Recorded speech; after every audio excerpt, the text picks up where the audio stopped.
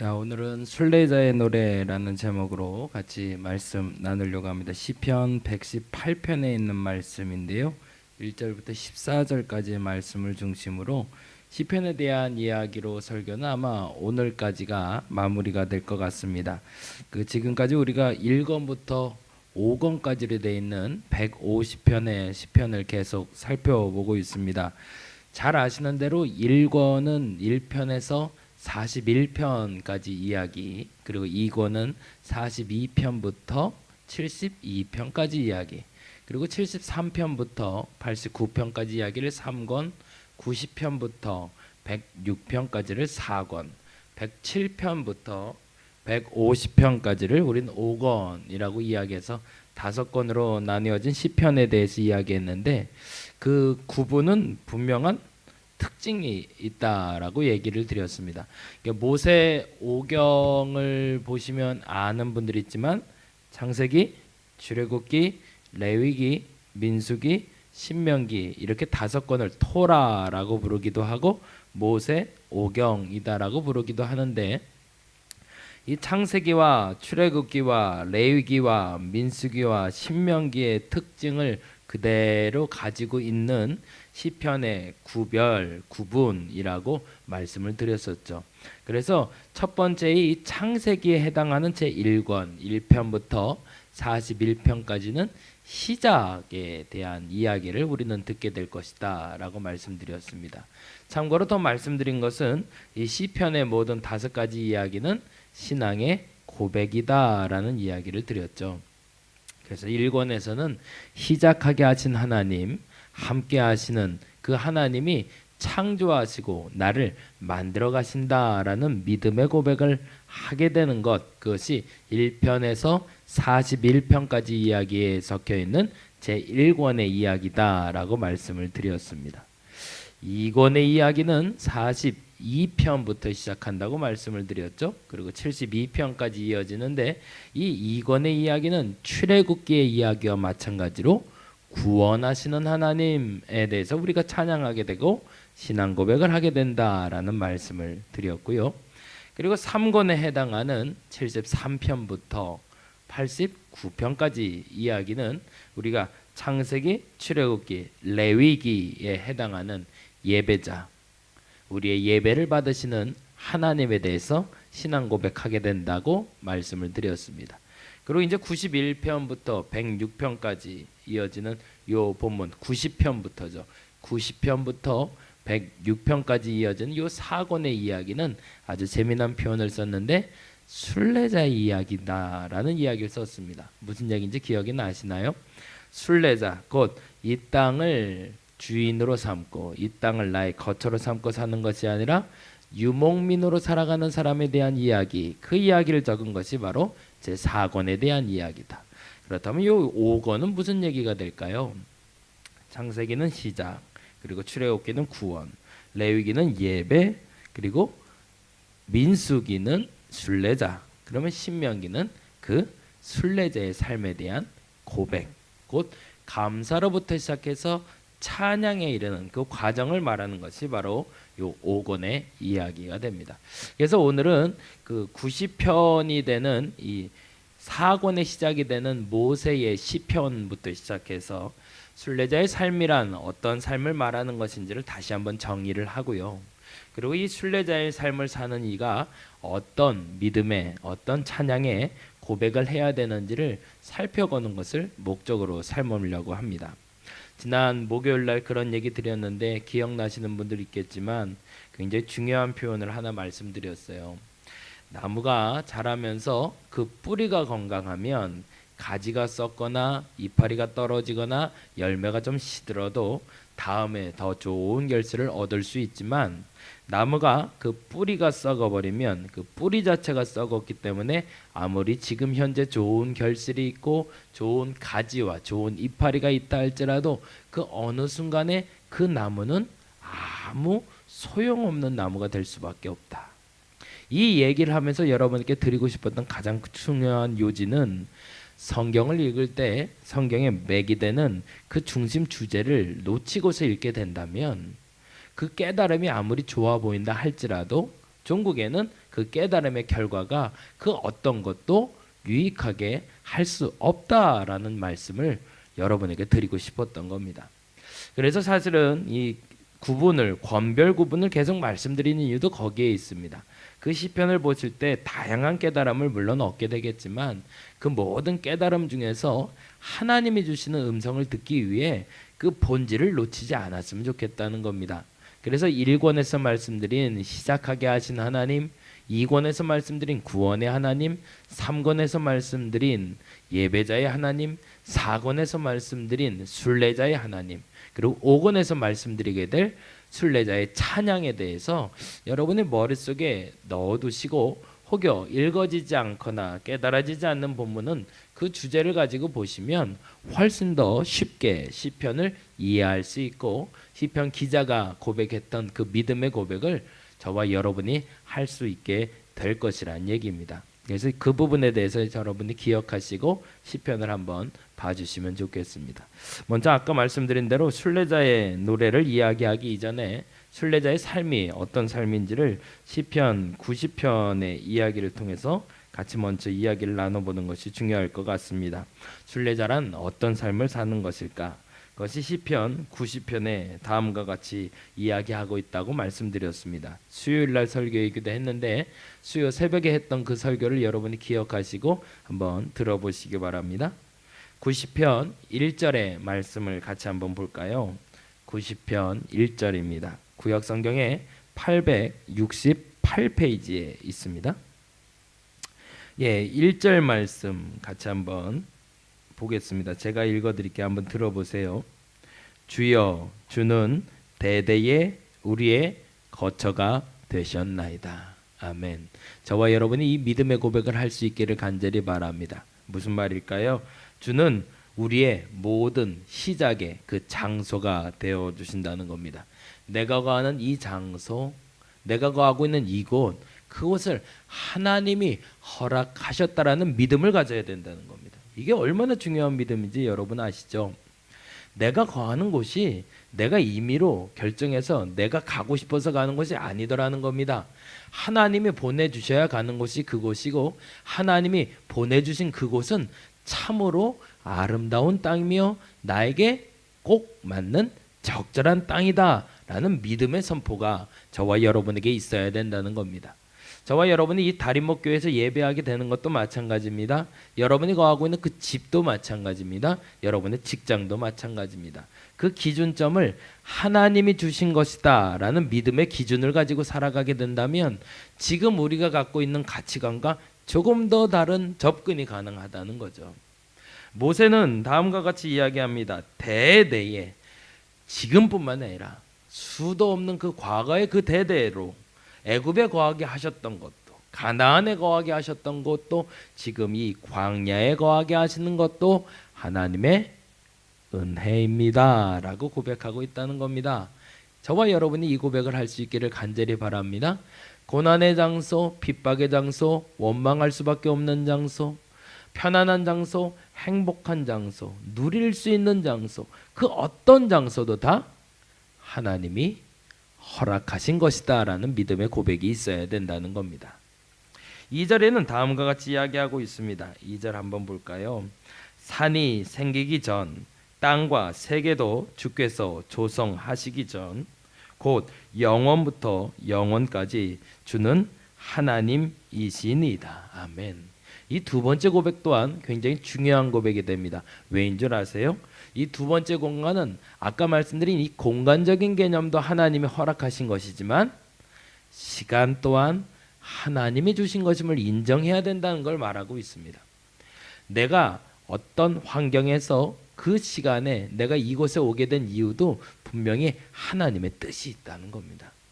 내가 이 시간에 예배 드리는 것도 하나님의 뜻이 있는 겁니다. 내 마음대로 내가 하고 싶어서 드리는 예배가 아니라 하나님이 허락하셨기 때문에 내가 이 자리에 있다라는 것, 그것이 우리의 믿음의 고백이 되어야 된다는 겁니다. 왜요? 모세의 깨달음을 통해서 우리가 그 한 발 앞서간 그 선친의 믿음을 받아들이고 있기 때문에 그렇습니다. 모세는 분명히 이야기하고 있습니다. 그의 지나간 120년이 헛되지 않았다는 겁니다. 그가 거하는 그 광야의 40년이 헛되지 않았다는 겁니다. 그 믿음의 고백이 바로 시편 90편의 고백인 거죠. 그래서 이 90편의 마지막에 중간 부분에 굉장히 중요한 이야기를 우리에게 들려주고 있습니다. 그것이 12절 말씀인데요. 같이 한번 읽어볼까요? 제가 천천히 읽어드릴게 들어보세요. 12절입니다. 우리에게 우리 날 계수함을 가르치사 지혜로운 마음을 얻게 하소서. 이것이 모세의 깨달음이었던 겁니다. 계속 말씀드려서 아마 기억하실 겁니다. 사실은 이 삶이 순례자의 삶의 기준이 되는 겁니다. 이 삶에 대해서 우리가 아멘하고 따라갈 수 있다면 우리의 인생이 달라질 수 있습니다. 12절 다시 봅니다. 우리에게 우리 날 계수함을 가르치사. 우리의 지난 날들은 분명히 의미가 있더라. 그러니 그 날을 계수할 수 있는 지혜를 내게 주소서라는 것이 모세의 고백이었다는 거죠. 그러면 그 고백은 어떤 말을 하고 있을까요? 바로 15절에 그 힌트가 주어지고 있습니다. 15절 말씀 볼까요? 90편 15절. 우리를 괴롭게 하신 날수대로와 우리가 화를 당한 연수대로 우리를 기쁘게 하소서. 이것이 모세가 깨달았던 숫자의 깨달음이었습니다. 모세는 지난번에 말씀드린 걸 한번 기억해 보시기 바랍니다. 이스라엘 백성들을 이끌고 가기 전에 40년의 애굽 왕자로 살고요. 그리고 40년의 미드안 광야의 삶을 살고, 그리고 이스라엘 백성들을 이끌고 40년을 광야 생활을 하게 됩니다. 그 어떤 것도 본인의 의지로 시작된 삶이 없었습니다. 애굽에서 시작할 때도 어머니의 의지와 또한 누이의 의지로 왕궁에 들어가게 된 것이었고, 그리고 40년이 되었을 때 그가 돌아오게 된 이유도 사실은 그가 무엇인가를 하고자 계획해서 돌아온 것이 아니었습니다. 하나님의 의지로 돌아오게 된 것이었죠. 그게 참 재미납니다. 단 한 번도 모세는 자신의 삶을 자신이 주도해서 살아가지를 못합니다. 근데 안타깝게도 더 큰 일이 벌어지고 말았습니다. 그 일은 무엇이었냐면 이스라엘 백성들이 가나안으로 들어가기 위해서 40일 동안 12명의 정탐꾼을 보내는 일이 생겼는데, 그 12명의 정탐꾼이 이스라엘 백성들을 대표해서 가나안을 보고 왔을 때 그들의 결과물이 전혀 그들이 생각했던 결과와는 다른 결과물을 가지고 왔더라는 거죠. 어떤 결과물인지 여러분이 잘 알고 계십니다. 본 것은 좋았고 또한 느낀 것도 좋았지만, 그러나 한 가지 두려움이라는 것도 함께 가지고 왔던 것이죠. 그래서 이 40일의 기간 동안 그들이 경험한 것에 대해서 너무너무 좋은 땅이지만 우리는 갈 수 없다. 왜? 두렵고 떨리기 때문에 우리는 메뚜기 같다. 그들을 이길 수 없다. 그 말은 결국엔 이스라엘 백성들이 가나안으로 들어가지 못하는 결정적인 계기가 되었고, 하나님은 다음과 같이 이야기하셨습니다. 그들의 날을 계수하여, 그들의 40일을 계수하여 내가 40년 동안 광야에 머물게 하겠노라고 하나님이 선포해 버리십니다. 그리고 그날 이후에 이스라엘 백성들은 가나안으로 들어가기는커녕 40년 동안 광야 생활을 하게 되죠. 모세는 그 일을 통해서 깊은 깨달음과 절망에 빠지게 됩니다. 40일, 그것을 어찌 40년으로 되갚아 주실 수 있는가라는 고민이었던 거죠. 그러나 그에게는 또 다른 깨달음이 왔습니다. 그 깨달음은 무엇이냐면 40일의 잘못이 40년의 광야 생활로 갚아질 수도 있지만, 내가 이 40년을 어떻게 사냐에 따라서 향후 400년을 보장받을 수 있을 것이라는 날짜 계수법을 알게 된 거였던 겁니다. 그 말씀이 바로 15절의 말씀이 됩니다. 15절에 보니 이렇게 되어 있죠. 우리를 괴롭게 하신 날수대로와 우리가 화를 당한 연수대로 우리를 기쁘게 하소서. 무슨 말일까요? 내가 화를 당했고 나로 지금 괴롭게 한 날들을 하나님이 계수하고 계시더라는 겁니다. 그러나 중요한 것은 이 계수된 날들을 하나님 앞에서 온전하게 살아간다면, 내가 괴로운 날들, 내가 화를 당하고 있는 날들을 하나님 앞에만 온전히 살아갈 수 있다면 하나님이 그 날을 복으로 갚아 주실 것이라는 거죠. 그래서 모세는 이 40일 때문에 40년의 광야 생활을 하게 되었지만 이 40년을 준비함으로 말미암아 이 40년으로 사사기라는 400년의 보장을 받게 되는 겁니다. 어떤 얘기인지 이해가 되시죠? 수요일도 말씀드렸고 그리고 오늘도 다시 반복해서 말씀드리고 있기 때문에 보다 정확히 여러분이 깨달을 줄로 믿습니다. 여러분은 나를 계수할 수 있는 지혜를 가지시기를 간절히 바랍니다.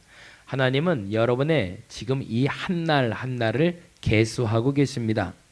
내가 누리고 있는 한 날뿐만 아니라 내가 하나님 앞에 죄를 지어서 회복해야 될 날들을 보내고 있을 때라도 그 날들을 하나님 앞에 정직하게 거짓되지 않게 하나님 앞에 온전하게 살아간다면 하나님은 우리의 날을 계수하셔서 하나님이 보상해 주신다는 겁니다. 누구에게? 심지어 다음과 같이 이야기하고 계십니다. 16절인데요. 주께서 행하신 일을 주의 종들에게 나타내시고 누굴까요? 당대의 사람들에게도 나타내시며 그 다음에 주의 영광을 그들의 자손에게 나타내 주신답니다. 아멘. 내가 그 모든 날을 살아갈 필요는 없을 겁니다. 내가 앞으로 보상받는 날들은 내 하나님의 의로움으로 말미암아가 아니라 내가 하나님 앞에 바로 서려고 노력하고 살아왔던 이 모든 여정들은 하나님 앞에 계수되어 훗날에 하나님의 기억 속에서 내 후대의 복으로도 갚아 주신다는 겁니다. 저와 여러분이 이 복을 누릴 수 있기를 간절히 바랍니다. 이 복이 아까 말씀드렸던 대로 순례자의 삶입니다. 그러니 순례자의 삶은 여기에 매이질 않습니다. 단지 한날 주어진 그 장소와 그 시간에 충실할 뿐입니다. 왜요? 지금 주신 이 장소도 지금 나 살아가는 이 시간도 하나님이 주신 것임을 나는 아멘으로 받고 있기 때문입니다. 그것이 우리의 믿음의 고백이 되어야 된다는 거죠. 그러한 믿음의 고백을 하실 수 있을까요? 그 믿음의 고백을 하는 이에게는 하나님이 나를 계산하고 계심을 또 하나 믿음으로 받으시기 바랍니다.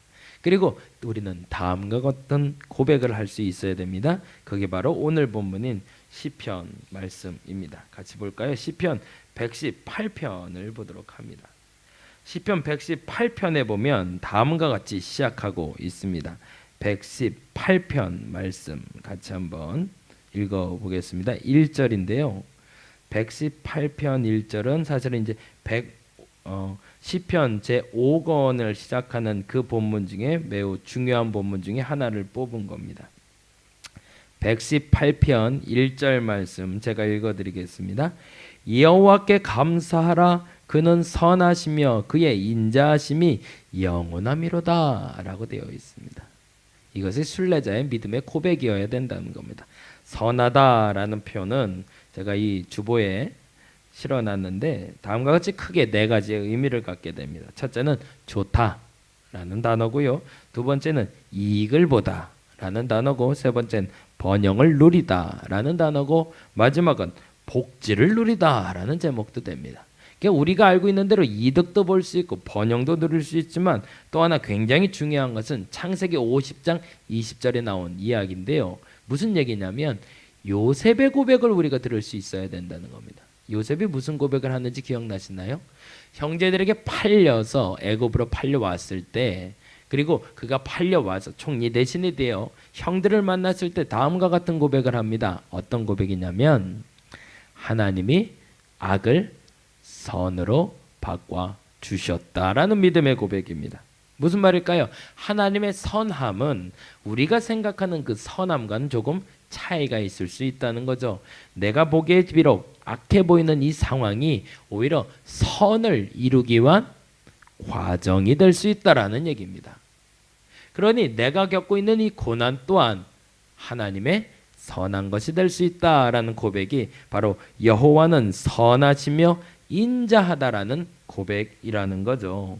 그리고 그 고백을 통해서 끊임없이 시편의 기자는 2절, 3절, 4절에 반복합니다. 뭐라고 얘기하시죠?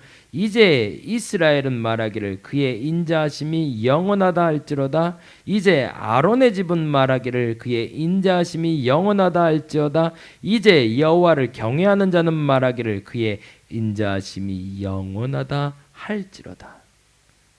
모든 사람이 하나님의 선하시고 인자하심에 대해서 인정할 수 있어야 된다라고 이야기하는 겁니다.